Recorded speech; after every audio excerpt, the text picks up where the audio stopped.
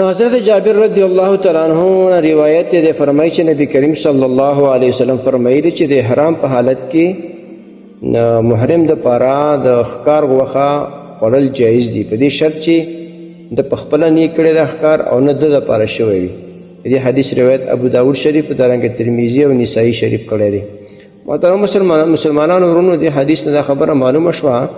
که مخکې موږ دا خبره کړې وه چې محرم سړی چې حرام کې وي دی به ښکار نه کوي هلته او که ده په خپله ښکار نه و کړی ښکار بل چا کړی و او تا ته غوښه راوړه او تا وخوړه مشکل نشته او بل دا چې ستا دپاره یې نه کړې که تا ورته ویلي چې ما ته ښکار وکړه بیا هم صحیح نه ده او که نه تا دپاره یې ښکار نه دی کړی او خپل ځان دپاره یې کړی او ته په حالت د حرام کې نو که چا تا ته د ښکار غوښه راوړه او ښکار هغه کړی و ستا دپاره یې نه و کړی نو هغه د ښکار غوښه ته خوړی شي. نور به محرم سړی په حالت د حرام کې نه به ښکار کوي په خپله نه به بل ته اشاره کوي او نه به د ښکار مخه رانیسي نه به بل ته ښکار ښیي نه به ورته اشارې کوي او نه به یې ولي. په حالت د حرام کې محرم سړی ښکار نشي کولی او که ښکار بل چا کړی و مرغۍ وه بل شی و او د هغې وخت یې تا ته راوړه نو ته بیا هغه خوړی شي مشکل نشته.